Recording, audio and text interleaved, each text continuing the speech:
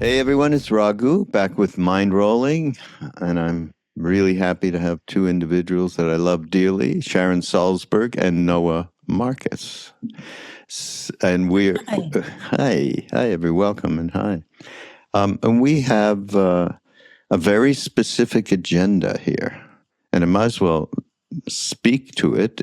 We are doing a course through Love Serve Remember Foundation in the fall, and this is 2025, the end of September, early October, that is around walking each other home, is the name of the course, which speaks to aging and all of the, and death and grief, all of the difficulties that we all engage with one time or another in our lives, and certainly towards the end of them.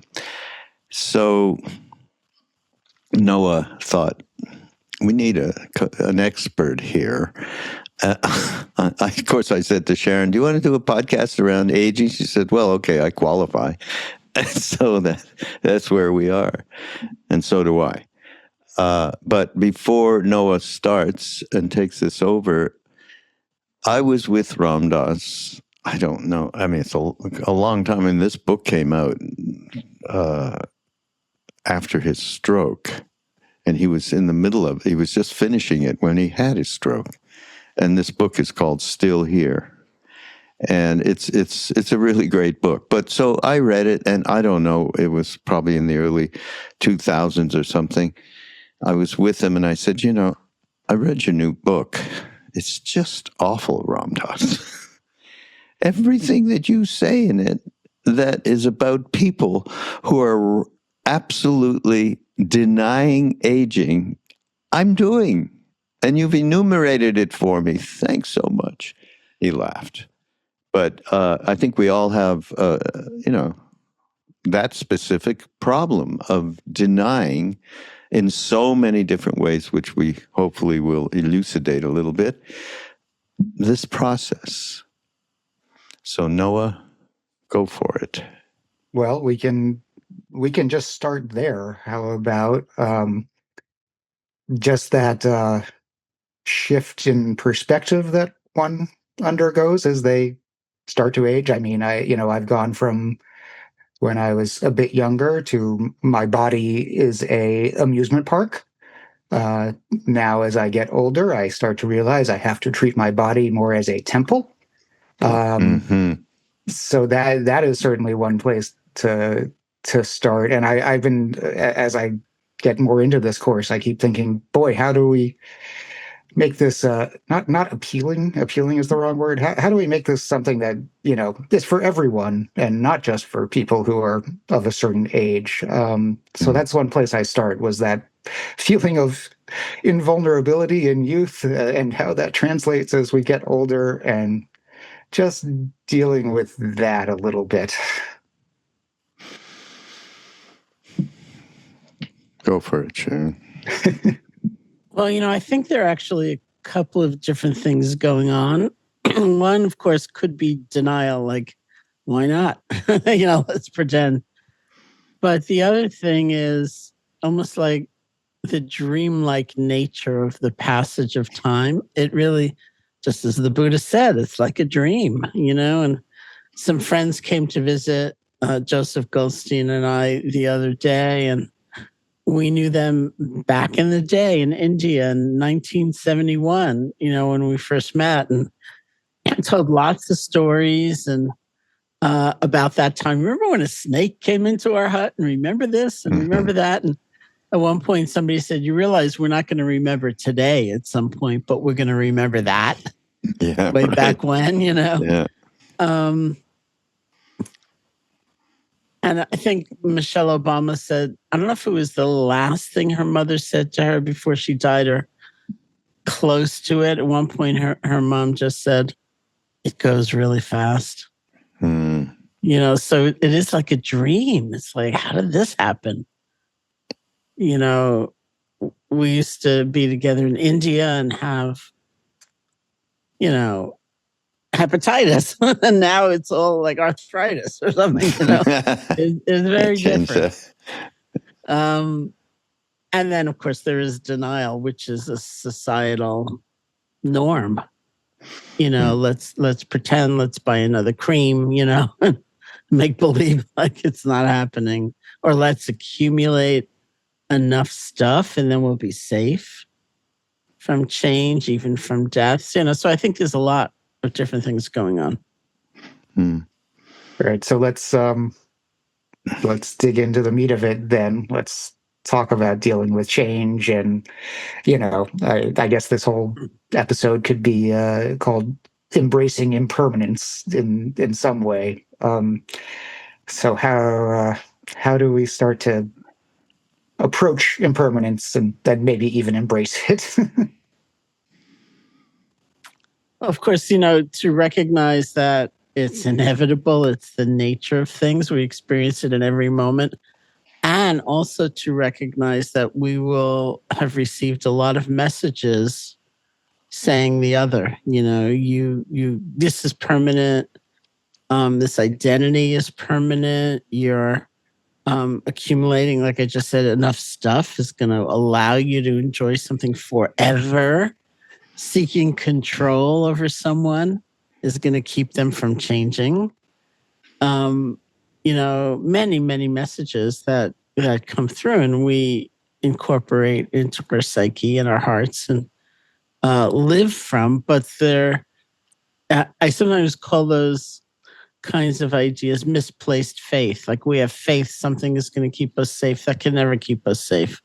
We have faith that if we hold on tightly enough, this person won't ever change. This possession won't ever break.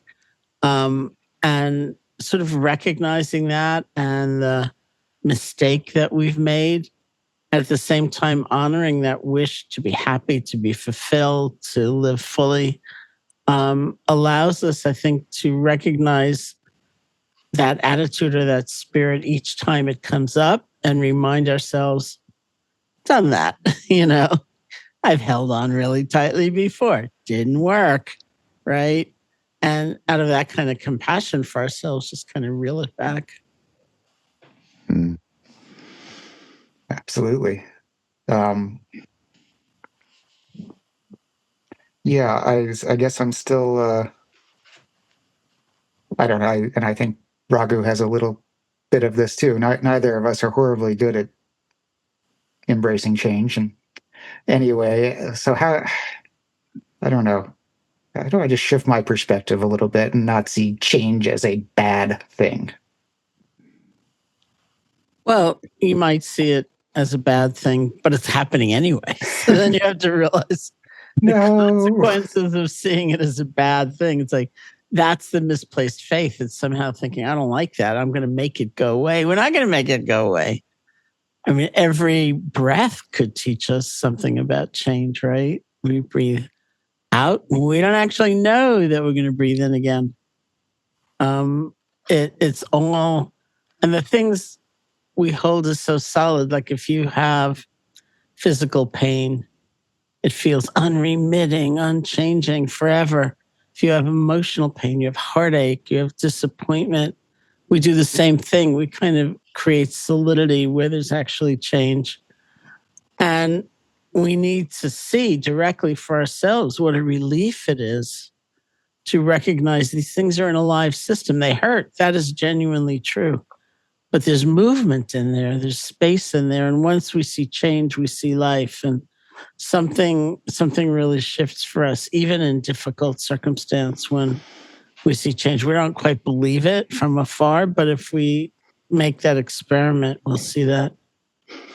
So just to add to that a little bit, actually from Ram Dass in this book, Still Here, that he wrote, one major chapter is called Living in the Present Moment, and talking about the law of impermanence. And where he came to that was in Bodh Gaya at the meditation course that I was in India at the time, but not there. Sharon was there in that course with 20-odd people who who became friends and ended up, there was a lot more people, but who became friends and ended up on a bus. And that's a whole other story.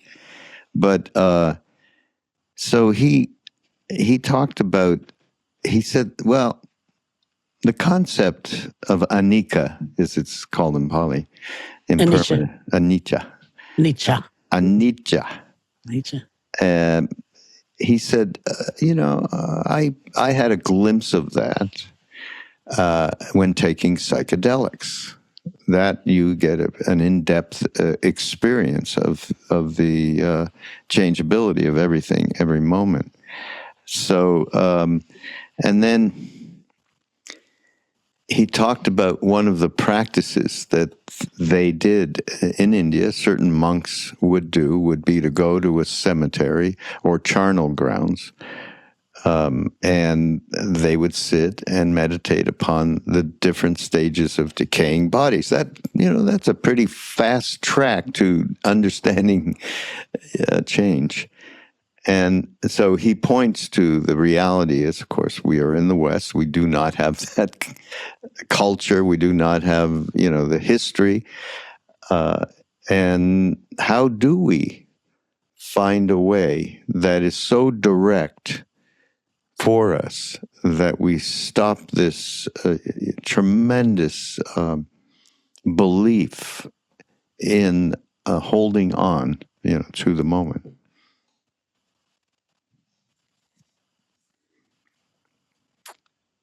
Well, from the Buddhist point of view, when we open our eyes to the suffering of an act or a gesture or an intention or an attitude, that's when we want to release it. And there's something in us that doesn't long for the suffering, but we don't recognize that it's suffering. We think it's the answer. We think it's the solution. And it's only by paying attention. The Buddha said something like, we strategize and we think. I mean, he didn't say this. I'm saying this. I'm leading up to his comment. We try to figure out all these things. And he said, what he did say was something like, when we realize we're holding a hot burning coal in our hand, we let go. It's not like we think, what's that plan? Or, what do I have to do first? Or do I deserve to not suffer? When we actually feel the suffering, we let go. And so that's part of why opening to painful experience is a good thing, because it allows us, in a way, it's like what Noah said, we change so much when we see things differently. Both, I remember somebody was writing on the internet that they were old and more frail and they couldn't run anymore, and running had been so important. And then someone said to them, well, you can swim. And that opened up a whole other chapter in their lives, like, oh yeah, maybe I can do that. No.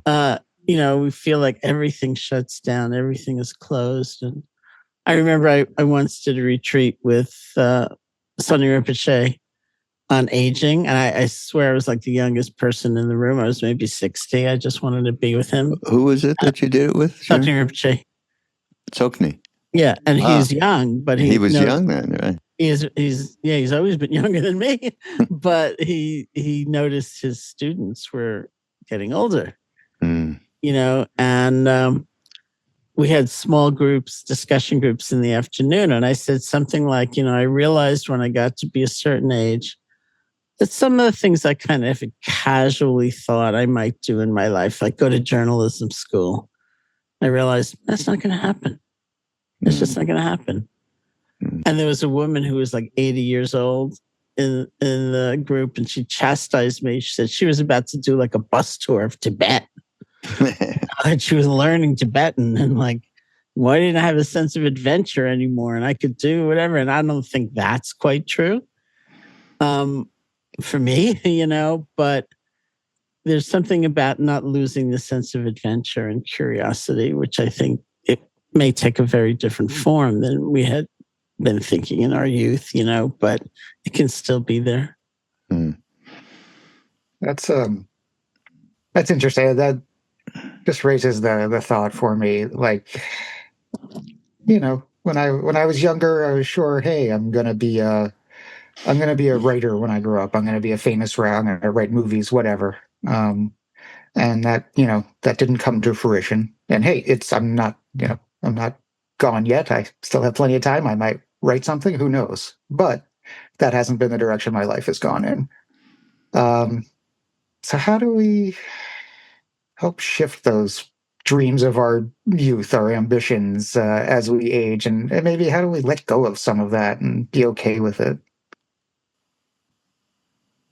I think it takes another form. It's not like we've demolished it or say, no, that can't be. And I always encourage people of any age to look deeper. Like, people might say, I want a lot of money, but they don't really want a lot of money. They don't want piles of green bills in their bedroom or something. They want what money represents to them, which might be security or freedom or leisure time or something. And I've asked myself in those situations, like, name 3 other ways I can have those. I can have security. I can have leisure time. And I realized those actually exist.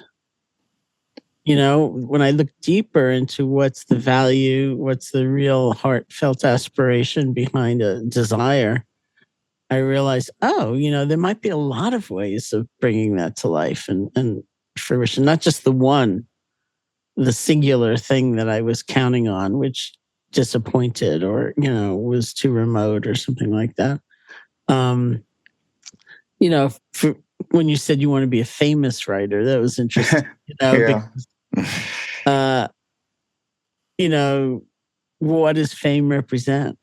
Actually, people love you. People who don't know you love you.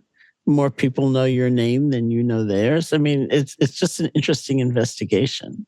My ego slipped that one in. I let him off the chain for a second. I did catch it. Part of something that I don't think, we shouldn't lose sight of the reality of karma. Mm-hmm. And, it just reminded me when you said, well, I wanted to be a famous writer and blah, blah, blah. That hasn't happened yet, but there's enough time. Look where you ended up, though.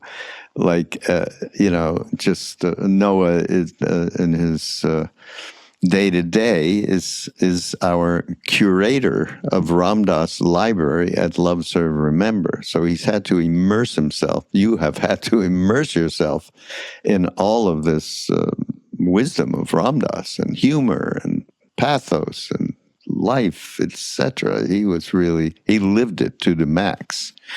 And so somehow that turn happened. And for each of us that has an idea when we're younger of what we think we want to do, there is a manifestation that happens at a certain point that maybe that's not quite what it was, but actually it is manifesting in a way that's so perfect for me.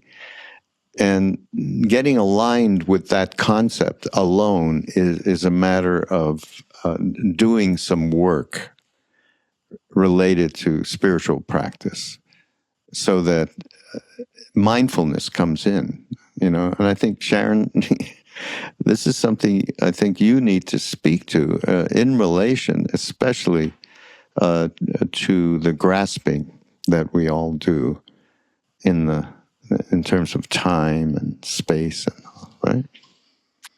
Yeah, I mean, they're also, also back to that retreat I sat with Sukhna Rinpoche. Somebody was in the whole group discussion saying something about how much wisdom comes with aging and how beautiful it was and all this perspective. And Sonny Rinpoche said something, it's also really hard. He said, don't write a poem to it. And it's also really hard. It's really hard with the body. It's really hard with, less power. That's a biggie. Over things, less agency in a way. And yet the things that sustain us are the things that sustain us in any challenging circumstance. It's not going to be externals because you just can't count on them staying, the same. They're just not. It is much more a heartfelt sense of presence and connection. not being so alone, Big thing. not feeling so alone, not feeling a tremendous number of regrets. Even if the manifestation of your wishes needs to take a different form, or maybe it wouldn't be so wrong to seek to make amends in some situations so that you don't just have something kind of hanging on you. And we can be happy. We've all seen people, right? Like Ram Dass, happy in the most challenging kind of circumstances, I think so often of Ram Dass teaching in Maui, and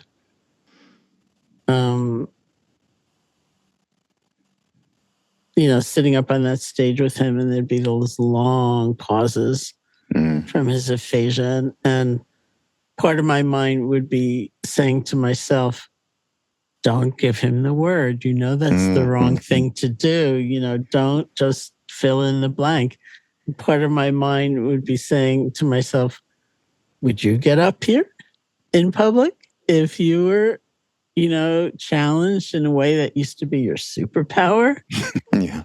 Yeah. He was amazing. Yeah. Yeah. There's a couple talks of his, a couple years after he had his stroke, and he always started by talking to the audience like, hey, there's going to be a lot of silences now, and I want you to sort of surf the silence with me and just use that as an opportunity. And I think that's one of the things a lot of people really sort of love about post-stroke Ram Dass, that, he wasn't as connected to the words and to the analytic mind, but he was way more connected to other things. So, presence. Here's something he said. Here's something he said. Again, I'm still here addressing this. He said, I'm not for a moment denying the very real difficulties and pain of aging, the challenges faced by millions of people shut out from family, proper employment, adequate health care, and community. Nor am I making light of the physical troubles that come our way as the body loses its youth. But there is a fundamental difference between pain and suffering that involves our minds and how we react to experience. Right? I mean, let Sharon maybe talk a little bit about that difference between pain and suffering. I mean, Ram Dass was an expert in it. I mean, those are the words that people use these days to try to emphasize, maybe successfully try to emphasize the difference that our relationship can make to a painful experience. It still hurts. And I think we need to acknowledge that. It's one of my own favorite sayings is something's just hurt. It's not because we have a bad attitude. It's not because we're thinking wrongly. It's not because we need to believe more. I don't know. Something's just hurt. It hurts physically. It hurts our hearts, whatever it might be. But on top of that, most of us have a habit or several habits of adding on to that original pain. A sense of isolation. I'm the only one. A sense of permanence. This is all that I ever feel. Sense of the future. This is going to last for the rest of my life in exactly the same way it is right now. A sense of blame. I shouldn't have, should have done more yoga, like when I was young, whatever. And I shouldn't have done this, and it's all my fault, And so it's almost like we pile on and consolidate. And what was originally a painful experience becomes this mass of condensed suffering, and it hurts so much more. And that's why the impetus to let go of those add-ons really comes from a sense of compassion for ourselves. It's not because we're doing it wrong, we're doing life wrong, but give yourself a break, for God's sake. It already hurts, You don't need to add all this stuff, but we're trained to, we're conditioned to. And so That when you say mindfulness, that's just what mindfulness is look for the add-ons and see if you can let them go. It should be a t-shirt. Give yourself a break. Give yourself a break, for God's sake. Yeah.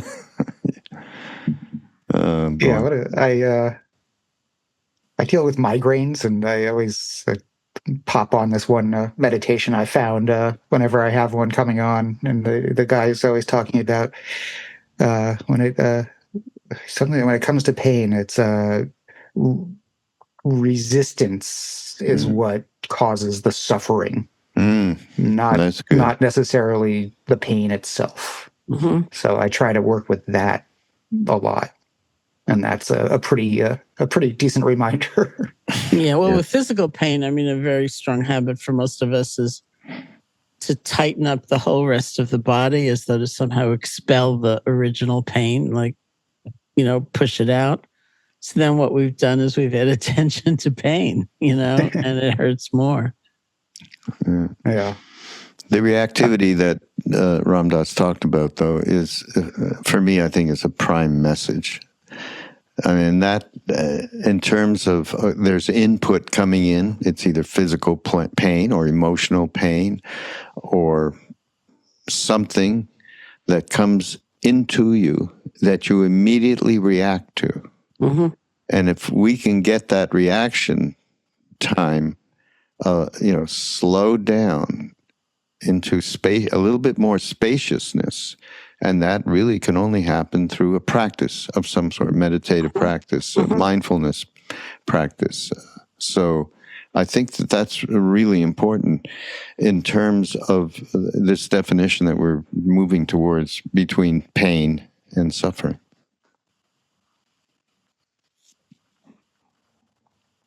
And so thank goodness to have access to practices, right? Yeah.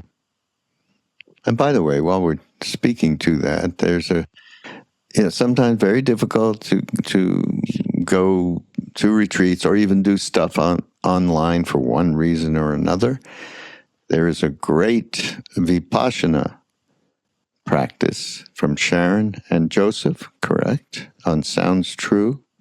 I recommend it all the time to people, just in terms of being able to get the most, from basic to a little bit more advanced idea of what Vipassana is and insight meditation, which is part of Sharon's tradition. So what else you got for us? Yeah, sorry. Let us, we kind of started to touch on this a little bit before, but let's, I would like to just ask about Buddhism and the three jewels and how we can bring those into our discussion about aging and death, and probably specifically a little more geared towards Sangha. Community, yeah. Okay, so the three jewels in classical Buddhist teaching are, first of all, the Buddha himself, and then the Dharma, or the teachings or the laws of nature, and Sangha, which is community in different meanings of community. Most contemporary people talk about it as the community of those we walk a path with. Some people talk about it as all of life, in a bigger sense.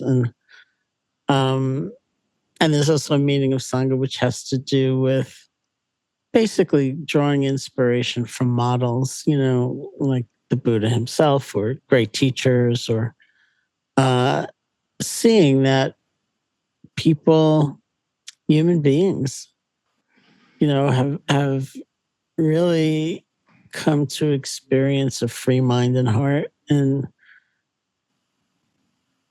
we can too, in effect, so when we talk about taking refuge in the three jewels, that means aligning ourselves with a vision of possibility. Like the Buddha was a human being. And one of my favorites about having learned meditation in this town, Bodh Gaya, which is the town that's grown up around the descendant of the tree they say the Buddha was sitting under when he became enlightened, is that he's kind of around in a way. It's like you walk by a place and you think, oh yeah, that's where he did walking meditation. They say, well, that's where he ate some kheer, some milk rice just before he went to sit under the tree. Oh, that's where, you know. So there's a kind of intimacy with that, which I really appreciated. And there are, of course, many models of compassion and wisdom that we can look at. And it's like taking refuge in that possibility for ourselves. The Dharma is the truth of things or the nature of things. Sometimes the word is used to describe just the Buddhist teaching. The other meaning of it in Buddhism is that which supports us or that which sustains us, that which we can count on. And this is something I think we need to really question. And when you look at old age, older age, and getting sick and dying and all of those things, it's like, what is actually going to sustain us? What's going to help us in those times? And even I asked myself that question in the beginning of the pandemic so many times because I ended up in Barre, Mass. I was expecting to be in New York. The center, which I had co-founded in 1976, shut down. I didn't know if we'd ever reopen again. Everything shifted. All my plans were gone. And I just said, okay, what am I counting on? What's still true, in other words? And I think that is, really in this context, as one gets older, it's a really essential question to keep asking ourselves, like, what's still true? What's still possible? What am I counting on? And then the Sangha, which means community, and especially in the sense of current community, like people who have the same values perhaps as you. We can all remind one another, like, it's okay. You broke your hip, like, how kind are you? That's really important. And encouragement to practice, like taking up a method of practice, not always easy for anybody. And really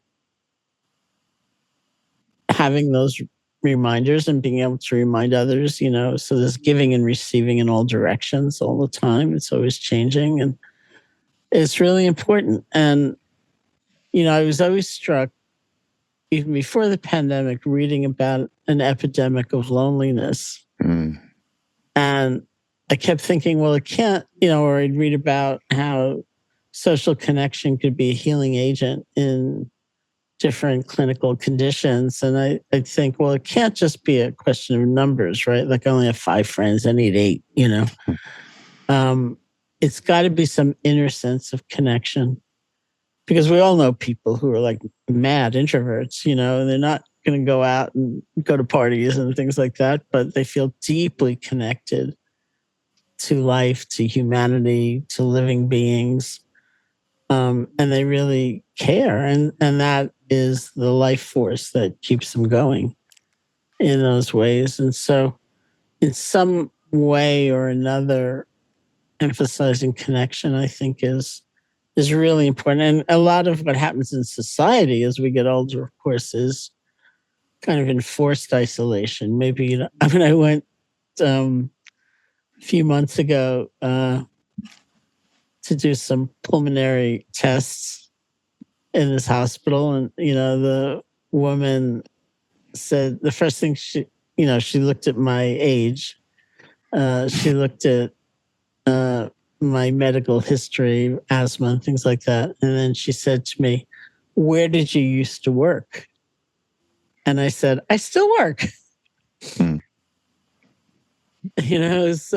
which was a very funny moment. I thought, yeah, someday maybe I'll get to used to work, but it's not now,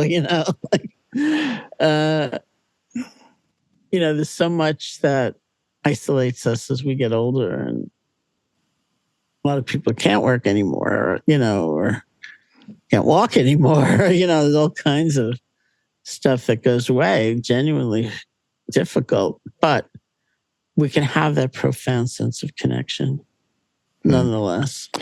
Didn't Buddha say, Ananda, I think, said to Buddha, out of the three jewels, which is the most important? And he said, well, Ananda, what is the most important? And Ananda said, Sangha.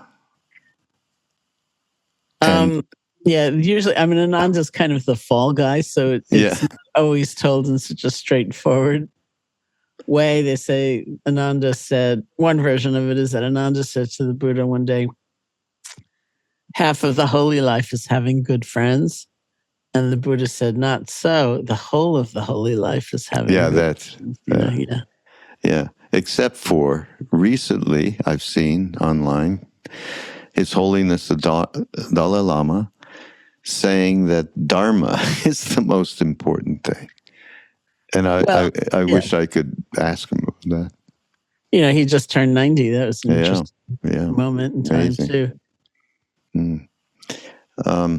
I think there's one thing that I was going through this again. This book of Ram Dass is still here, and one of them I think is so crucial, so self-evident to everybody, especially going through aging process, and that is fear and how to deal with that. And Ram Dass says, well, we must be willing to face our fears. Just as children are afraid of the dark, we may carry an aversion to night feelings into our old age. But just as children must learn to separate between what is real, the dark, and what is not, the boogeyman hiding behind the bed, we must learn discernment and courage regarding our fears of aging. Discernment and courage. And discernment's a great word, actually. Yes. I often say to people, and this is a broader connection to what we're speaking to, but that they say, well, your tradition, meaning Ram Dass, me, Krishnadas, and others, is bhakti yoga, the yoga of devotion. And I always say, well, how I understand it is definitely bhakti yoga combined with Buddhist discernment. And I said, just look at the people that Ram Dass hung out with and did retreats with, most particularly in the last 15, 20 years of his life, and Sharon prominent amongst them. And I think that's such an important aspect. Doing the practice, mindfulness and meditation and so on, but a point of view, I think that's something to talk about. Perspective. And he talks about discernment and courage. Maybe you can unwrap that a little. Well, part of the, back to mindfulness for a moment, part of the discernment, I think, comes from being able to look at fear. It's not just sitting with it and going beyond it, which is also, a very courageous and important thing to do, but really taking a look at what are we actually afraid of, or what's the mechanism by which fear operates. It's inevitable. And again, it shouldn't invoke a lot of self-blame. Of course, I'm afraid, I've had some bad hospital experiences, and there are things to be afraid of. In fact, the one meaning of bhikkhu, which is usually translated as monk, from the Pali is someone who fears wisely. Oh, really? Yeah. Oh, I never heard that. We should fear having a meaningless life. We should fear having, acted terribly and never coming to terms with it and trying to help others. We should fear other things. But that's not really what we mostly fear. We fear every day. We fear losing control, which we will. And I've often talked about how one of the things we do in mindfulness practice is we kind of pivot our attention back to the feeling itself. It's like if you have a strong emotion going, we're usually fascinated and entranced by the object, the story, the incident. And rather than focusing on what am I afraid of, and maybe that's going to happen, and maybe that's going to happen, in mindfulness, you would turn your attention around as though to ask yourself, what is fear? Not what am I afraid of and what am I going to do about it, but what is fear? What does it feel like in my body? What is it? What's kind of like the fear movie if I watch the progression of thoughts and emotion? And what I've realized is that for me, unlike the world's pronouncement, which of course is also true that we're afraid of the unknown, I get afraid when I think I do know and it's going to be bad. And it's all the stories I start telling myself, well, first, I'm going to that's going to happen and that's going to happen. And I'm going to need the walker and I'm going to need, that's going to happen and that's going to happen. And even in the midst of that kind of arc of anxiety, if I remind myself, you know what? You don't know. I feel space. I feel relief. It's like, hey, I don't know. What I've got is what's happening right now. This is what's true right now. And that's been an important thing for me to have that kind of insight into fear. And so that helps when fear arises for me to have discernment, like, is this a worthy fear or is this just my mind doing its thing, projecting, catastrophe? And if you look at somebody, who'd be an interesting person for you to talk to is Sylvia Boorstein, who's turning 89. Oh, really? This month, yeah. Oh, my. And Sylvia describes herself as a recovering catastrophizer, which is why she really got particularly into love and kindness meditation at one point in her life, because she this is what she will say about herself, and I hope you do interview her. She'll say something like, I was the kind of person who I'd call one of my adult children and they wouldn't answer the phone. So I just thought, well, they must be dead. She said, it never occurred to me they're taking a shower, or they fell in love and they didn't feel like talking to their mother. And so because her nervous system was so overwrought and she was suffering so much, and I would bet anything her kids were suffering, that that's when she began meditation altogether. And now she might have some of those thoughts, but she has space. It's like, oh, look at that thought. Let me check it out before I freak out. Right. Yeah, that sounds very familiar to me because I was dealing with all of that. I mean, I still deal with it a lot. I think one of the times I got to talk to Jack Cornfield on the podcast about catastrophizing. Yeah. And he was very helpful. He was like, yeah, here, great imagination on you. Now, just whenever it comes up, just offer it to Maharaji or Buddha or whatever, and that's been a very, very helpful practice to me. So that's great. All right, how are we doing on time? We're cool. We got another few minutes, 10 minutes, something like that. All right. Well, our sponsors don't let us go over. Hey, I know our sponsors and people have things to do. Yes, and Sharon is busy. Yes, you're right. So really, I think I need to ask this, make sure we get it on the record, because I want to ask this to everybody now. What does walking each other home mean to you? That very famous phrase of Ram Dass's. Well, I was just having a conversation online with some friends, like who will still be there for us and with us as kind of the worldly accomplishments get less shiny, or if we reveal vulnerabilities or we reveal flaws, to one another. And who will still be there? And in this case, as maybe we can't play basketball every day or whatever it was that joined us together, and things that we used to do and really be accomplished at, they're not so present anymore, who'll still be there. And that's actually love.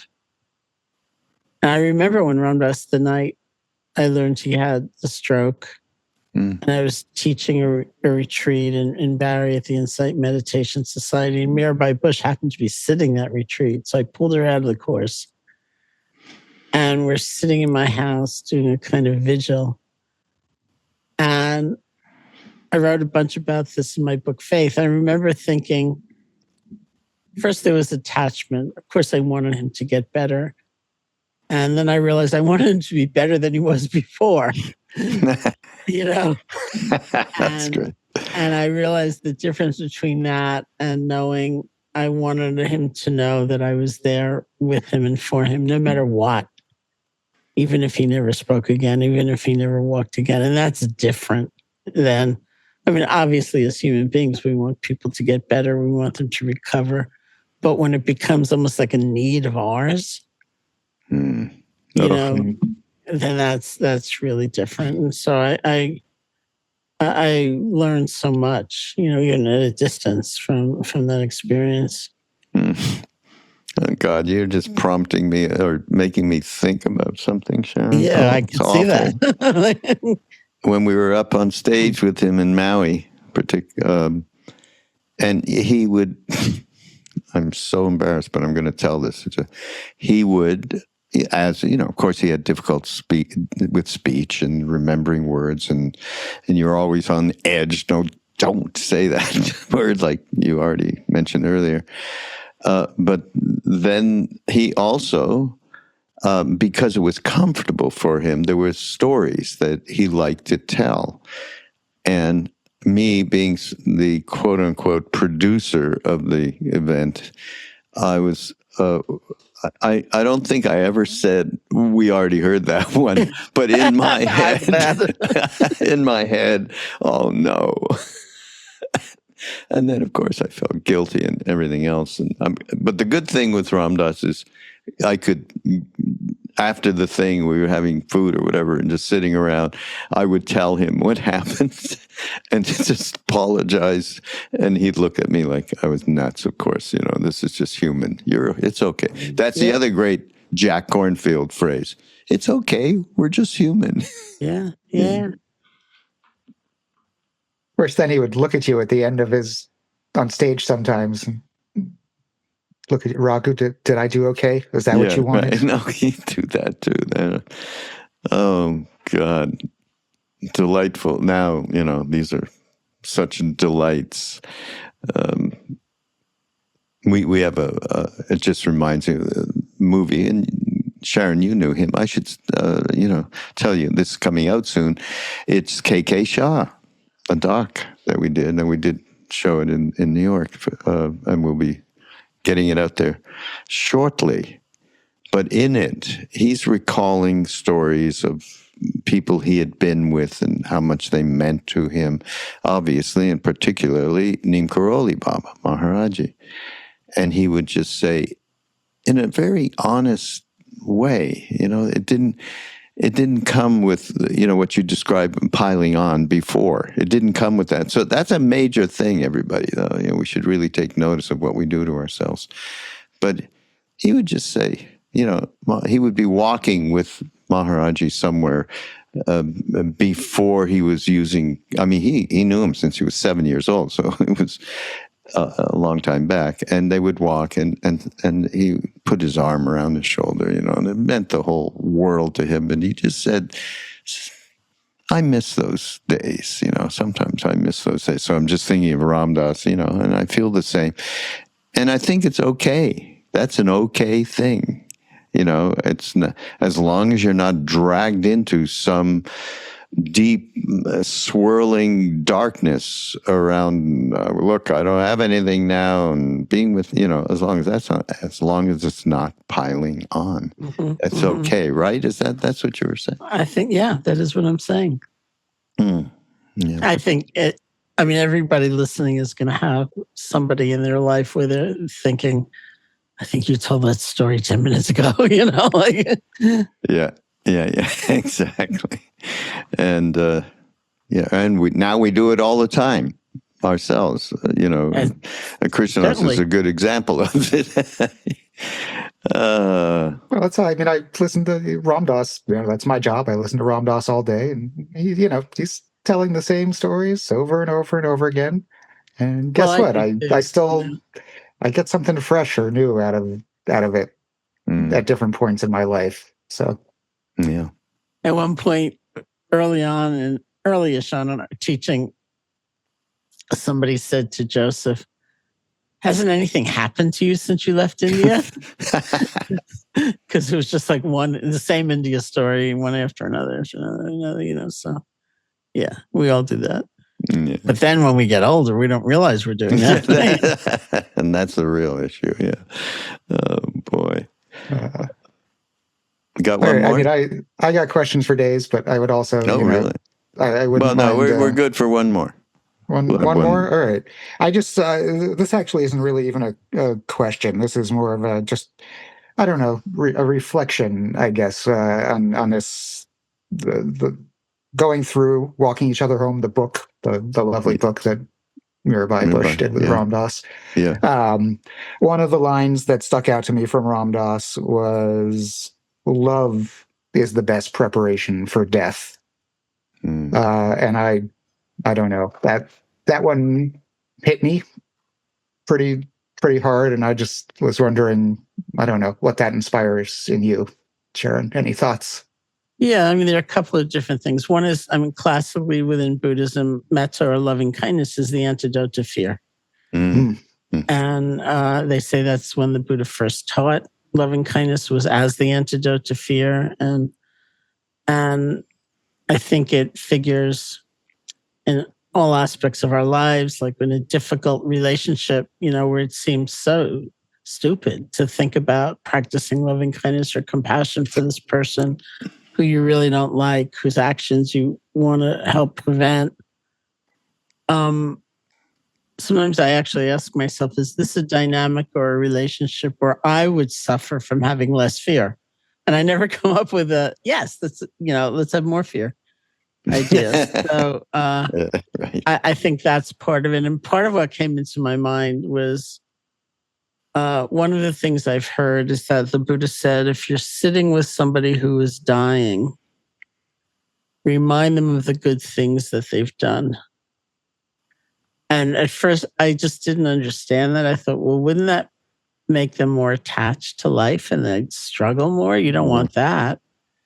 Because you're supposed to be specific, like you were a great aunt, you took me to the playground when I was 8 or whatever, But when people ask me, because they do, I say, well, this is what I've heard. The Buddha recommended. And every single time they come back and say it was the best thing.